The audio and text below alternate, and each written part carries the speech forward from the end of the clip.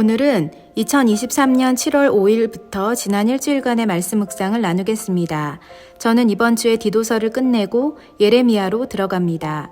말씀 묵상 시작합니다. 2023년 7월 5일 디도서 3장 8에서 15절 말씀. 오늘 하나님께서 내게 주신 말씀은 하나님을 믿는 자들로 하여금 조심하여 선한 일에 힘쓰게 하라는 바울의 권면이다. 크리스찬은 우리의 생각과 말과 행동에 있어서 늘 조심해야 한다. 그리고 덕을 쌓으며 선한 일을 하기에 힘써야 하는 것도 사실이다. 그래야만 하는 이유 또한 분명하다. 모든 사람에게 유익하게 하기 위해서이다. 이 말씀이 내 마음을 깊이 찌르는 것을 느낀다. 요즘 들어 내 마음에서 불평과 불만 혹은 짜증이 불쑥불쑥 올라올 때가 있기 때문이다.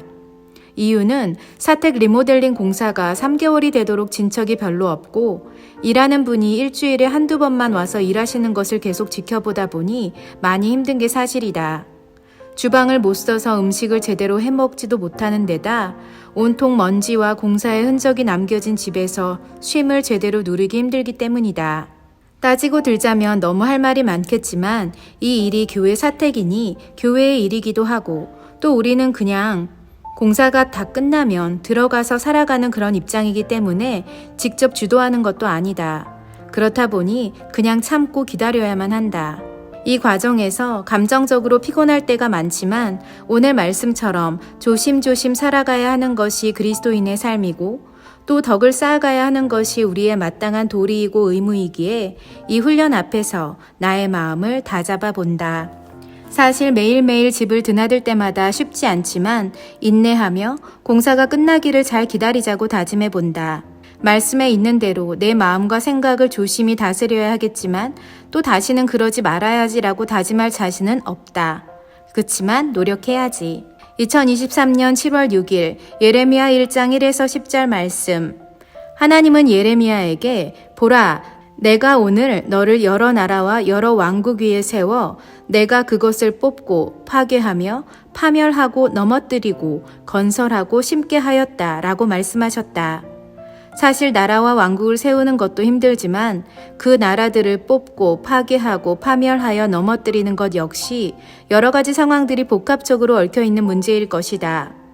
외부의 침략에 의한 것일 수도 있고 내부적인 분열일 수도 있으며 정신의 피폐함이 물리적 나라를 무너뜨릴 수도 있을 것이다. 하지만 하나님은 오늘 예레미야에게 거대한 집단인 하나의 나라 공동체를 좌지우지할 수 있는 능력을 예레미야에게 주셨고 더욱 기가 막힌 것은 그의 입술의 말이 그 모든 일을 이루신다고 하셨다. 말의 힘을 다시금 느끼게 되지만 동시에 그 말의 힘과 능력이 어디에서 비롯된 것인지가 더욱 중요함을 깨닫는다. 근거 없는 자신감으로 혹은 화려한 언변으로 한 나라를 뒤흔드는 것이 아니라 근거 있는 자신감과 진실한 말로 한 나라를 건설하고 심는 역할을 하는 나이기를 바란다. 하나님은 예레미야라는 평범한 사람을 사용하사 나라들을 세우고 파괴하는 능력을 갖게 하신 것처럼 나라는 부족한 사람을 사용하사 나라와 열방을 건설하고 심으시기를 원한다. 특별히 8월 제작교회 수련회 준비를 하는 과정에서 하나님께서 내 입술에 하나님의 말씀을 심어주시사 그 공동체를 다시 건설하고 심는 역사들이 나타나길 소망한다. 그리 행하실 것을 믿고 기대하며 할렐루야. 2023년 7월 7일 예레미야 1장 11에서 19절 말씀. 하나님의 말씀이 예레미야에게 임하사 그가 하나님의 선지자로서 사명을 감당했던 위대한 인물이었다는 사실을 우리는 알고 있다.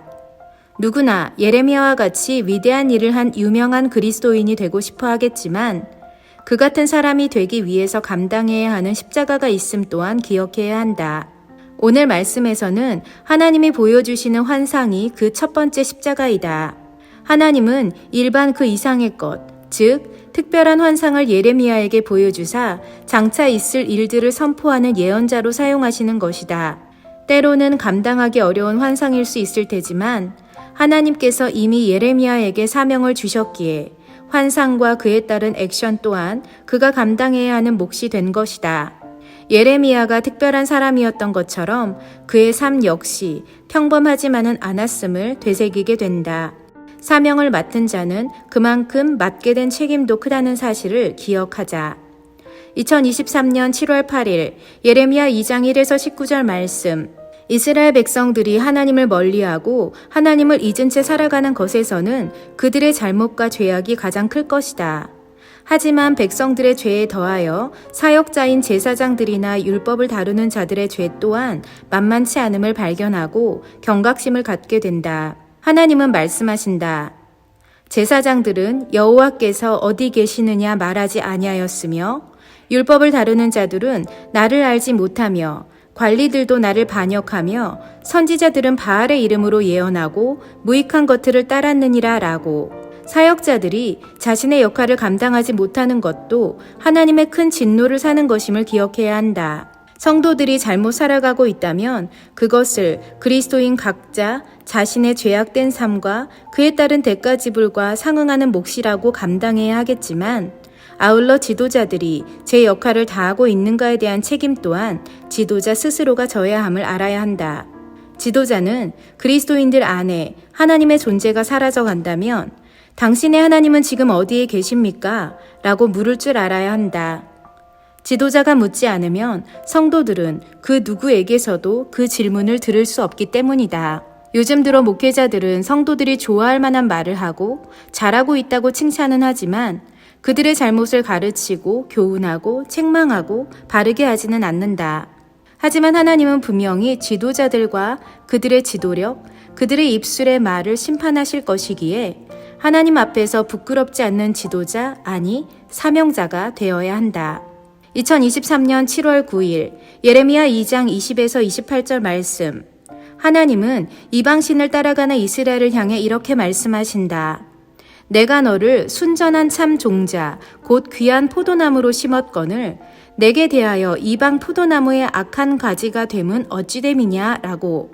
하나님이 우리를 만드셨을 때는 귀한 포도나무처럼 순전하고 최상급으로 만드셨다. 하지만 우리는 악한 가지, 야생 포도나무로 바뀌어져 있었고 하나님은 그런 우리의 모습을 보시며 탄식하고 계신다. 우리의 숙제는 어떻게 하면 하나님께서 나를 창조하시고 나를 목적하신 그 순전한 상태로 우리를 지켜가느냐에 있다. 세상은 우리를 자꾸 변화시킨다. 부정적인 방향으로 혹은 하나님을 빼버린 상태의 무엇으로 말이다. 그렇기 때문에 우리는 세상에 물들지 않기 위해 최선을 다해 우리를 지켜야 하고 또 이 세상에 갓 태어난 아이들이 하나님께서 창조하신 그 순전하고 아름다운 상태를 지켜나가도록 도와주어야 하는 것 같다. 이미 어른이 되어버린 우리는 스스로가 성령을 의지하며 부단히 노력해야 하지만 아이들은 우리가 지켜주어야 할 사명이 크다. 100% 보호막을 칠 수는 없겠지만 우리가 할 수 있는 최선을 다해야 한다. 우리 교회 젊은 아기 엄마 아빠들이 이 같은 부모의 사명을 기억할 수 있기를 잠시 기도한다. 2023년 7월 10일 예레미야 2장 29에서 37절 말씀. 하나님의 목소리가 너무 가슴 아프게 들리는 구절이 있다. 처녀가 어찌 그 패물을 잊겠느냐? 신부가 어찌 그 예복을 잊겠느냐? 오직 내 백성은 나를 잊었다. 결혼하지 않은 아가씨는 자신을 예쁘게 꾸미기 위해 화장도, 액세서리도, 옷도, 가방도, 신발도 갖추어 생활한다. 화장하지 않는 민낯으로는 밖에 나가지 않는 경우도 많으니 그만큼 잊지 않고 챙기는 것이 자기 자신의 패물이다. 결혼식장에 있는 신부가 예복 입는 것을 까먹을 일은 절대로 없다. 그만큼 소중한 순간이기 때문이다. 그런데 우리는 일상에서 하나님을 너무 자주 잊어버리고 사는 것 같다. 그리스도인이 주일 예배를 잊을 수 있을까? 그리스도인이 선교해야 한다는 개념을 잊고 살 수 있을까? 그리스도인이 성경 읽고 기도하고 전도하고 사랑해야 한다는 당연한 가르침을 잊을 수 있을까? 하나님의 이 탄식, 오직 내 백성은 나를 잊었다라는 그 탄식 앞에서 죄송하고 부끄럽다. 우리 모든 그리스도인들이 민낯을 하나님께 보이지 않았으면 좋겠다. 2023년 7월 11일 예레미야 3장 1에서 18절 말씀. 하나님의 이스라엘을 향한 자비하심은 돌아오라, 영원히 노하지 않을 것이다, 죄를 인정하라 라는 말씀에서 나온다. 하나님은 비록 우리가 죄악된 삶을 살아가고 있다 할지라도 언제나 돌아올 수 있는 길을 마련해 놓으신다. 세상 사람들은 우리에게 단 한 번의 기회를 허락할 수 있지만 하나님은 우리에게 또 다른 기회를 주심으로 하나님께 돌아올 수 있는 여백을 만들어 주신다. 그런데 여기서 중요한 것은 백성들이 돌아왔을 때 그들을 지식과 명철로 양육할 목자를 예비하시겠다는 데 있다. 하나님은 돌아온 하나님의 사람들이 잘 자라날 수 있도록 하나님의 마음에 합한 목자들을 예비하셨다고 하셨기에 어쩌면 우리 부부에게 지식과 명철로 양육해야 할 책임을 부여하시는 것이 아닌가 생각한다. 동시에 우리를 이곳 이 교회에 보내셨다면 하나님께서 돌아오게 하실 백성들도 있다는 뜻이 아닐까 하는 생각도 든다. 하나님께서 더 많은 하나님의 사람들을 우리에게 보내주시기를 기도한다.